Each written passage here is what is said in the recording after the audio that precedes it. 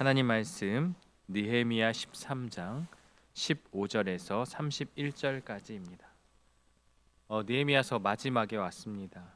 오늘 본문에서도 안식일과 정체성에 관한 문제, 이방인과의 통혼 문제에 대해서 지적하고 있는데요. 이스라엘 백성들은 포로에서 돌아와 놀라운 그러한 성벽 재건과 그 모든 것들 개혁을 하였습니다. 하지만 느헤미야가 잠시 자리를 비운 사이에 언제 그랬냐는 듯이 급속도로 다시 타락에 빠지게 되는데요. 마치 다이어트의 요요 현상 같습니다. 저는 태어나서 그렇게 날씬했던 적이 별로 없는데요. 물론 지금도 그러한데 제가 최고로 살이 쪘을 때 아이를 낳기 전에 한번 마음을 먹고 20kg 정도를 빼서 거의 이제 정상 체중에 왔지만 한 해 한 해 지나면서 2kg, 3kg씩 찌더니 결국 한 5년쯤 지나니까 제자리로 돌아오게 되더라고요. 우리가 이 다이어트를 해도 마찬가지고 뭔가를 열심을 가지고 하지만 다시 제자리로 돌아오는 것을 보게 되죠. 우리의 영적인 부분도 그런 것 같아요. 은혜를 받고 우리가 결단하고 결심하지만 언제 그랬냐는 듯이 또 며칠 지나면 또 한두 주 지나면 또 이제 곧 새해가 오니까 2026년도에는 한번 열심히 해야지. 사실 큐티책이 1, 2월에 제일 잘 팔리고 한 5, 6월, 7, 8월 되면 거의 안 팔리고 또 한 11월, 12월쯤 되면 다시 팔리기 시작한다고 합니다. 이것이 무엇을 말하는 것입니까? 우리가 결심을 하고 결단을 해도 그것이 꾸준히 이어지는 것이 쉽지 않다. 지금 이스라엘의 모습이 그러하다는 거죠. 오늘 15절 말씀을 보면요, 느헤미야가 이제 페르시아에 갔다가 돌아오는데 황당한 광경을 마주하죠. 그때에 내가 본즉 유다에서 어떤 사람이 안식일에 술틀을 밟고 곡식단을 나귀에 실어 운반하며 포도주와 포도와 무화과 여러 가지 짐을 지고 안식일에 예루살렘에 들어와서 음식물을 팔기로 그날에 내가 경계하였고. 오늘날과는 다르죠. 그런데 당시에는 안식일에 관한 규정이 굉장히 강조되었던 부분이 있죠. 그가 본 안식일의 광경은 충격적이었는데요. 술틀을 밟았다. 포도주를 만들기 위해 포도를 압착하는 행위죠. 이건 노동이로 볼 수가 있습니다. 곡식단을 나귀에 실른다. 수확과 운반의 행위죠. 노동을 하고 있습니다. 예루살렘으로 짐을 나르고 있죠. 상업적 목적의 운송이죠. 음식물을 판다. 상행위가 일어나고 있던 거예요. 이 모든 게 안식일에 일어났던 현상입니다. 이해는 되죠. 이스라엘 백성들이 전혀 이해가 되지 않는 건 아니에요. 먹고 사는 게 힘들어서 더 잘 벌기 위해서 뭔가 더 부유함을 갖기 위해서 아마도 그런 필요에 의해서 그들이 그렇게 행하였던 것이죠. 불안함과 탐욕이 그들 가운데 있기 때문에 하나님께서 정하신 그 안식일 규정을 버리고 마치 이방 나라들과 마찬가지로 그렇게 살아왔던 것이죠. 16절에 보면 두로 사람이 예루살렘에서 또 물건을 팔기를 시작하죠. 문제는 이스라엘 백성들, 그들이 그 물건들을 사고 있었다는 것에 있어요. 파는 사람도 문제지만 수요가 있으니까 공급이 또 있는 거죠. 그런 것처럼 지금 이러한 일들이 일어나고 있었던 것이죠. 그래서 느헤미야가 지도자를 책망하죠. 17절을 보면 내가 유다의 모든 귀인들을 꾸짖어 그들에게 이르기를 너희가 어찌 이 악을 행하여 안식일을 범하느냐. 귀인들이란 지도자들, 귀족들, 지배층을 말하는 거예요. 지도자의 태만이 공동체 전체의 타락을 초래했다라는 거죠. 그래서 느헤미야는 과거를 이야기해요. 18절에 보면 너희 조상들이 이같이 행하지 아니하였느냐. 너희 조상들도 그렇게 하다가 포로 생활을 하게 되고 성전이 무너지게 되고 지금의 고통과 모든 재앙을 내리신 이유가 이와 같이 행동했기 때문이다. 그럼에도 너희가 안식일을 범하여 진노가 이스라엘에게 더욱 심하게 임하도록 하느냐. 너희 조상들이 그렇게 했다. 과거를 돌아봐라. 우리가 반면교사 삼을 것이 있지 않느냐라는 것을 꼬집어서 역사를 이야기하고 있는 거죠. 느헤미야의 경고가 날카롭죠. 과거의 재앙이 또다시 올 수 있다는 거예요. 그래서 19절에 구체적인 개혁을 하게 되죠. 안식일 전 예루살렘 성문이 어두워 갈 때에 내가 성문을 닫고 안식일이 지나기 전에는 열지 말라 하고 나를 따르는 종자 며칠 성문마다 세워 안식일에는 아무 짐도 들어오지 못하게 하였으므로. 완전한 물리적인 차단이죠.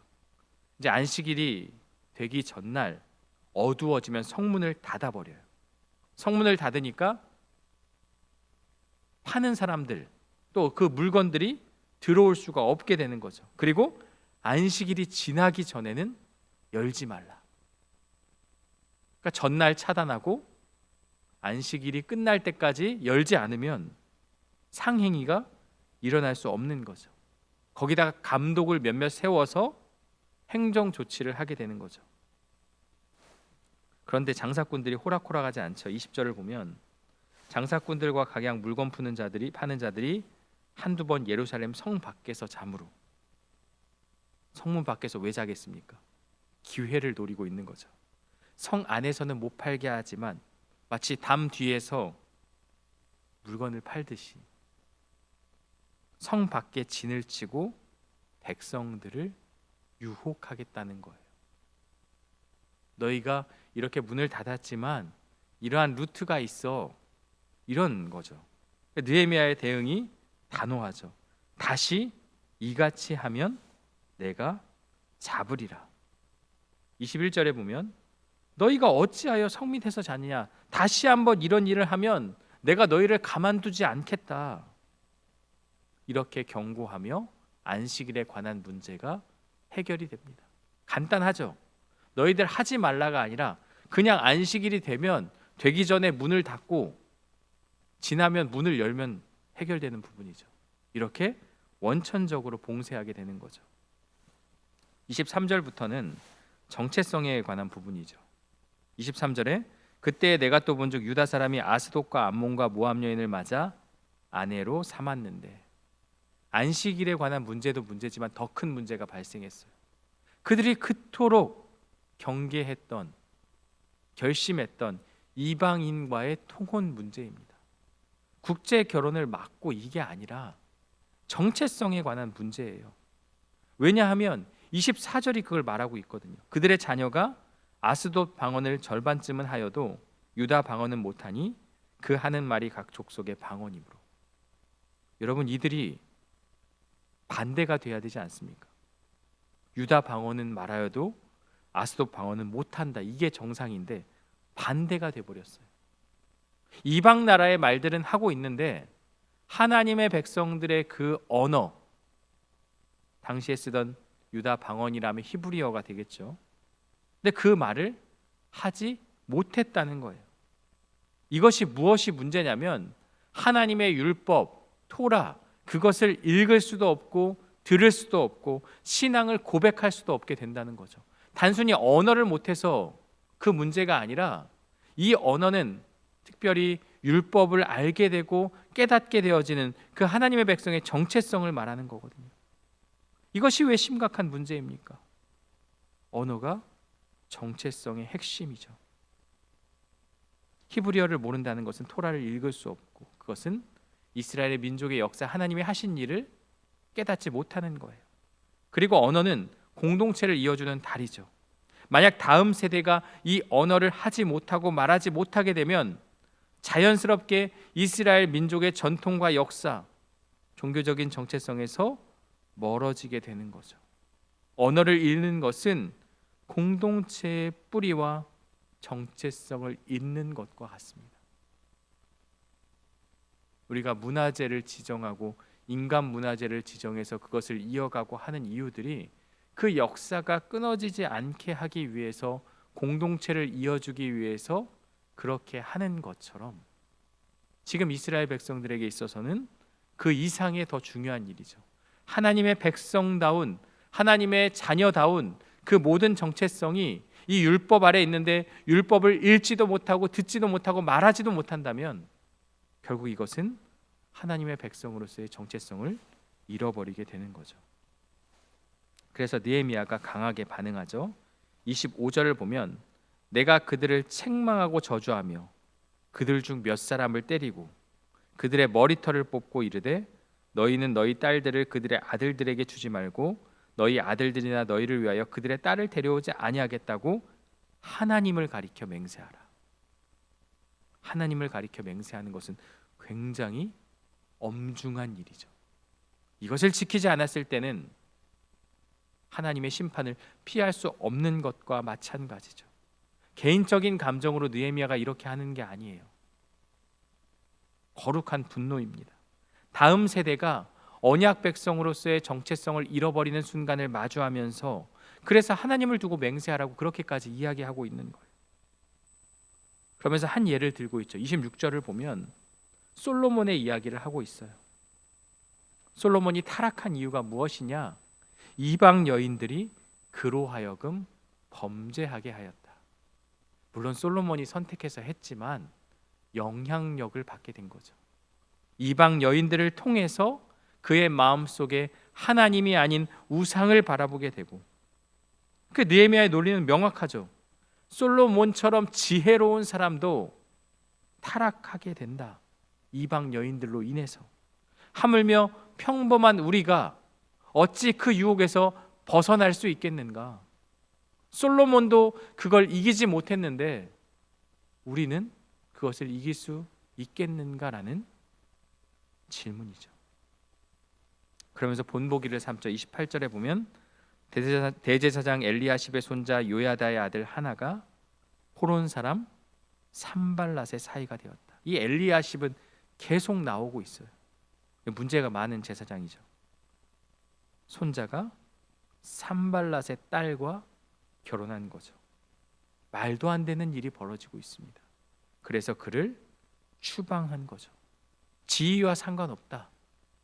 느헤미야가 대제사장과 척을 지면 좋을 일이 없죠. 그러나 그는 이 상황에서 대제사장의 가문이라 할지라도 하나님의 명령을 지키지 않고 타락한다면 내쳐질 수 있다. 그것을 본보기로 보여주고 있는 것이죠. 그러면서 30절에 그의 개혁에 대해서 세 가지로 요약하고 있는데요. 이와 같이 내가 그들에게 이방 사람을 떠나게 하여 깨끗하게 하고, 첫 번째가 깨끗하게 하고 이방 사람을 떠나게 하는 거죠. 단순한 분리가 아니라 의식적인 성결을 의미합니다. 하나님의 백성의 정체성을 찾는 거죠. 두 번째는요, 또 제사장과 레위 사람의 반차를 세워 질서를 세우는 거죠. 반차는 어떤 교대 근무, 책임 분담을 말하는 거죠. 그리고 세 번째는 책임인데요, 각각 자기의 일을 맡기고 사명으로 그들에게 그 일을 맡김으로써 느헤미야의 개혁이 마무리가 되어지고 있습니다. 오늘 본문 마지막 절을 보면요, 느헤미야가 개혁을 진행할 때마다 반복해서 드리는 기도가 있죠. 나를 기억하옵소서라는 기도입니다. 31절을 볼까요? 또 정한 기한에 나무와 처음 익은 것을 드리게 하였사오니 내 하나님이여 나를 기억하사 복을 주옵소서. 왜 나를 기억하라고 기도했을까요? 하나님, 나 이만큼 고생했고 이만큼 열심히 개혁했으니 내 공로 좀 기억해 주세요. 그래서 나에게 복을 주세요. 그런 기도가 아닙니다. 고독한 개혁자의 탄식과 같은 기도입니다. 하나님, 저는 최선을 다해서 성문도 닫았고 이방인과의 통혼도 막았고 죄를 쫓아냈지만 이 백성의 마음까지는 어떻게 할 수가 없습니다. 그러니 주님, 내 마음을 기억해 주시고 이런 나의 심정을 알아주시고 주의 크신 은혜로 이들을 붙잡아 주옵소서.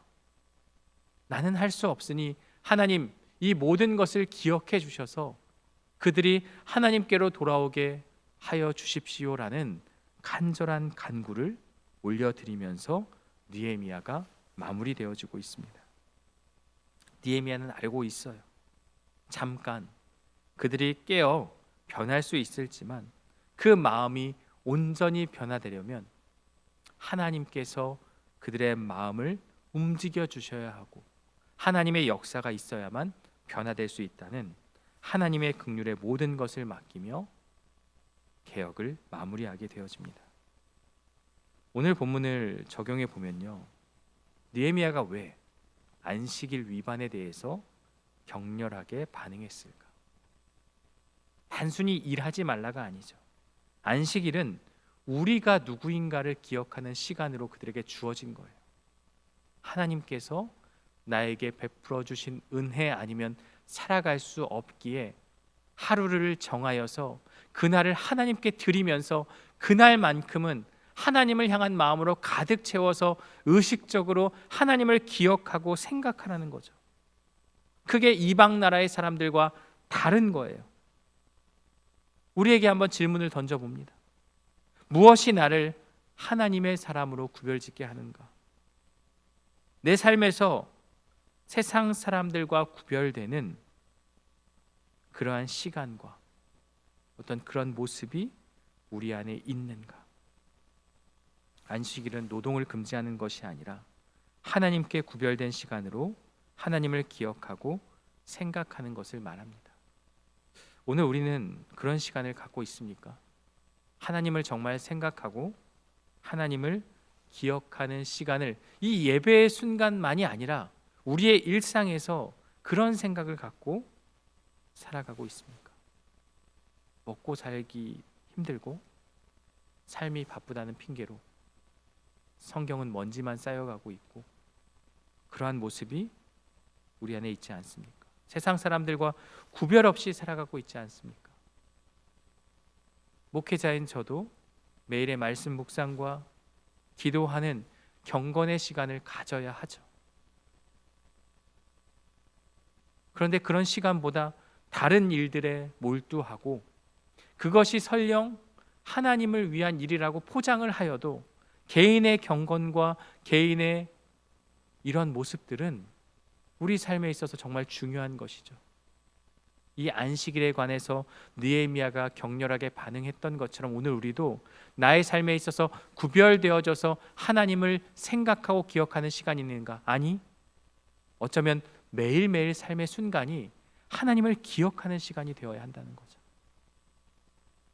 하루 종일 예배를 드리라 그게 아니라 직장에 나가서도 하나님이 나와 함께 하시지, 가정에 있어서도 어려운 일을 겪어서도 기쁠 때도 하나님이 나와 함께 하시지라는 그러한 우리의 생각, 기억, 이것이 매일을 살아가는 우리에게 필요한 이 안식일에 관한 적용이 될 수 있는 것이죠. 또 하나 24절을 보면 충격적인 장면이 나오죠. 자녀들이 유다 방언을 못한다. 언어가 왜 중요합니까? 하나님의 말씀을 읽을 수 없습니다. 언어를 잃는다는 것은 하나님의 역사를 잃고 정체성을 잃게 되는 거죠. 오늘 우리에게 생각해 보면 자녀와 손주들이 과연 신앙의 언어를 말하고 있는가? 복음의 언어를 말하고 있는가? 식탁에서 공부에 대한 이야기, 세상 삶에 대한 이야기, 그 이야기가 나올 수 있지만 그보다 정말 그날의 말씀, 그날의 예배, 말씀 묵상의 이야기들, 하나님에 관한 이야기들이 식탁에서 나누어지고 있는가? 느헤미야가 격렬하게 반응한 것은 개인적인 감정이 아니라 거룩한 애통입니다. 다음 세대에게 흘러가지 않는 그 하나님의 역사, 그것에 대한 애통함입니다. 단절되는 것에 대한 아픔이죠. 오늘 우리는 어떻습니까? 다음 세대가 신앙을 잃어가는 것에 대해 느헤미야만큼 애통해하고 있습니까? 우리 자녀와 손주들 복음을 말해야 하고 하나님의 백성다운 정체성을 가지고 살아야 돼요. 서울대 가고 연고대 가고 좋은 학교에 가고 좋은 회사에 취업하고 좋습니다. 그런데 더 중요한 건 이 아이가 신앙 안에 떠나지 않고 하나님을 섬기고 있는가? 내 자녀가 그 손주들을 그렇게 가르치지 못한다면 자녀에게 그리고 손주에게 강하게 신앙을 권면하는 것이 우리의 역할이 되어야 하지 않겠습니까? 시대가 변했으니 어쩔 수 없다고 체념하는 것이 아니라 느헤미야의 심정으로 우리는 우리의 다음 세대를 세워가야 하는 것이죠. 그리고 또 하나, 우리가 섬기는 교회에 다음 세대들이 있습니다. 우리의 자녀들, 우리의 다음 세대들이 믿음 위에 굳건히 서서 바른 신앙생활을 하고 있는지 관심과 사랑과 기도가 필요하고, 특별히 이들을 섬기는 교사들에게도 격려의 말을 주면서 우리의 다음 세대를 위해서 함께 기도해주고 또 이끌어가는, 그래야 우리 서부중앙교회, 우리가 섬기는 교회가 5년 뒤, 10년 뒤가 더 기대되는 교회가 될 수 있지 않겠습니까? 우리 세대에서 끝나는 신앙이 아니라 어떻게 보면 다음 세대, 그 다음 세대에서 빛을 발하는 신앙, 이것이 우리가 물려줄 수 있는 가장 큰 유산이 아닌가 생각이 되어집니다. 이런 느헤미야의 마음으로 우리의 다음 세대에게 하나님 나라의 복음을 전하고 그들을 위로하고 격려하는 그러한 삶을 살아가는 우리 모두가 되기를 간절히 원합니다. 느헤미야는 개혁자의 고독한 외침으로 끝나지만 동시에 희망의 메시지가 담겨 있어요. 이 한 사람이 깨어서 그들을 이끌었을 때 비록 잠깐이지만 또다시 타락하지만 공동체가 변하여지고 그들이 회개하고 하나님께 돌아왔다는 사실에 있습니다. 저와 여러분이 그 한 사람이 되어야 하는 것이죠. 나의 작은 계란으로 파헤치는 것 같은 그러한 몸부림일지라도 일단 해야, 그리고 그것이 모이면 더 큰 역사함이 일어나는 거죠. 오늘 우리가 이러한 마음을 가지고 하나님을 위한 마음, 그 생각하는 그 시간들을 구별하고 다음 세대에게 복음의 언어, 신앙의 언어를 가르치고 그들을 지지하고 격려하는, 또 기도해주는 그러한 모습이 우리의 사명임을 기억하며 그것을 통해서 하나님 나라를 세워가는 저와 여러분들 되시기를 주님의 이름으로 간절히 축원합니다. 함께 기도하겠습니다. 하나님 아버지, 감사합니다. 느헤미야서의 말씀을 우리가 계속해서 보았습니다. 오늘 느헤미야가 마지막에 안식일의 문제와 그들의 정체성에 관한 문제, 그 문제를 다루며 오늘 우리에게도 동일한 질문을 던지게 됩니다. 나는 정말 하나님과 구별된 시간이 있는가? 하나님께 집중하는 시간이 있는가 돌아보게 하여 주시고, 우리의 일상에서 하나님을 기억하고 생각하고 하나님을 찬양하고 하나님의 말씀을 통해 은혜를 누리는 그러한 삶의 모습과 그러한 구별이 우리 안에 있게 하여 주옵소서.